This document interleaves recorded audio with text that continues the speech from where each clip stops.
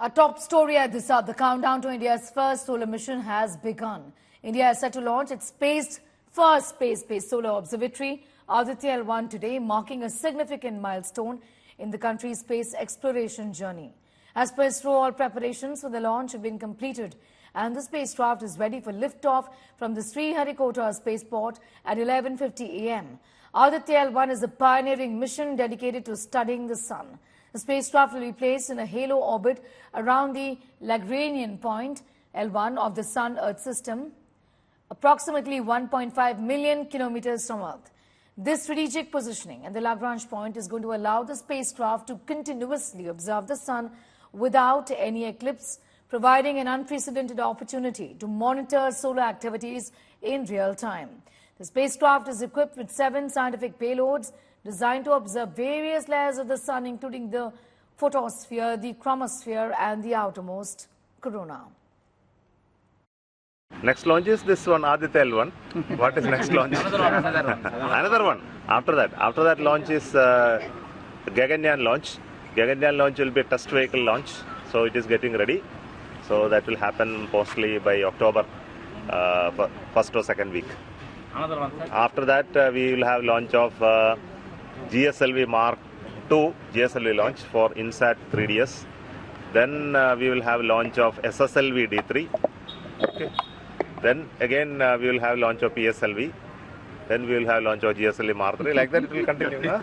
We are ready, as you have been hearing or reading in the newspapers and elsewhere, that ISRO has announced 3 days back that we will be launching Aditya L1 mission on 2nd September, morning 11:50 hours. So we are sticking to that plan.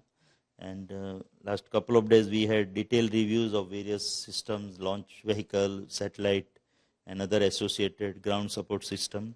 Everything is fine, on track. And considering the overall status, we don't see any problem in going ahead with the launch on 2nd September. So, sun goes through a cycle of activity. If you look at the solar activity, it goes through a cycle of about 11 years. At the moment, sun is going through a phase where its activity is increasing, and it is expected to reach the peak activity around 2025. So in that sense, this mission is well timed. You can go and start observing the sun when the activity is beginning to peak and it hits its maximum. And then during the mission time scale, the activity continues to reduce, and over time it will go to the minimum activity, so we can cover the entire a good fraction of the solar cycle in the nominal 5-year period of the mission. And we expect the mission to last more than 5 years, and therefore we will be able to cover much more than that 5-year period of the solar cycle. This is the first time we are building a space-based observatory in the whole, right from full concept all the way up to putting it in space and producing the data and actually producing science results. So it's an end-to-end effort spanning probably 2 decades. So it has been exciting, and we are at the midway of that, and we are really excited. It's very good feeling, and we are excited that payload built here will be in space starting from tomorrow, and hopefully it will reach the correct place with the most efficient fuel, so that we can do science observations for more than 5 years. I think IUCA contributed to design and building up of the UV telescope, which will be important instrument probing a particular energy and particular layers of sun. Indeed, yeah, it was conceived here. The first designs were done here. The engineering models were developed here. And once you demonstrated the engineering model, then you go further and develop qualification and spaceflight model. So that all happened in Bangalore. But the initiation of the first phase happened from here. It's going to look at the sun in ultraviolet radiation, and it is going to measure different heights in the solar atmosphere, trying to understand how sun works essentially and how does it manage to produce ultraviolet radiation. Because ultraviolet radiation has many impacts on sun-climate relationship, and how the ozone layer, you must have heard how ozone layer forms, how it destructs, and so on. So we will try to put some tight constraint from solar side that what role does the sun play in ozone layers. Listening to the Space Agency engineer Ramesh Chelathurai in an exclusive conversation with my colleague Akshita Nandagopal as India eagerly awaits to conquer the sun. I want to introduce on this broadcast Dr. Ramesh Chelladurai, who's part of the European Space Agency, the ESA. He's a ground services manager there. So, Dr. Chelladurai, a pleasure having you with us here on India Today. Considering that ESA has already accomplished a solar mission, you have a solar orbiter in place, sir. Can you explain to us how hard really is a sun mission, a solar mission? Sure. Basically, science is all about understanding the basic dynamics of how things work, how things interact. So, if we ask the question, how much do we know about the sun? Very little. So, we have started the journey in understanding the dynamics of sun since there has been a couple of missions, Ulysses, Solar Orbiter, SOHO, even Cluster. But do we know enough? No, not yet.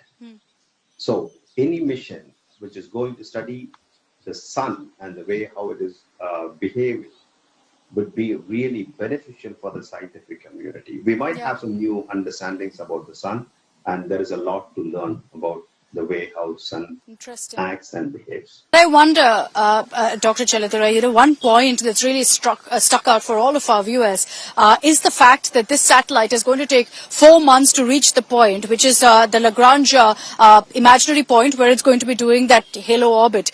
1.5 million kilometers. Is that the hardest part, the distance to cover over 4 months? In terms of journey, and the distance, yes, it is a long distance. But on the other hand, there are many other factors which also play a major role.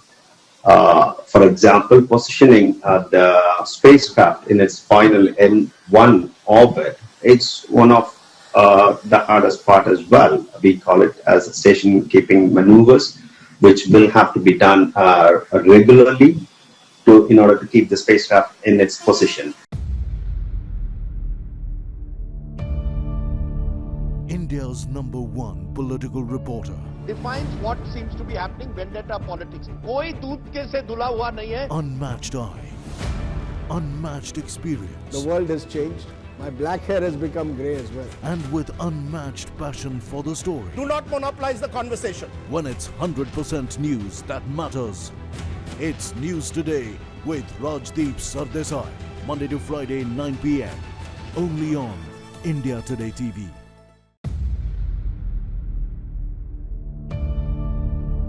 India's #1 political reporter.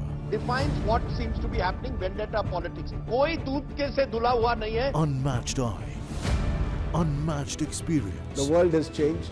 My black hair has become grey as well. And with unmatched passion for the story. Do not monopolize the conversation. When it's 100% news that matters. It's News Today with Rajdeep Sardesai. Monday to Friday, 9 p.m. Only on India Today TV.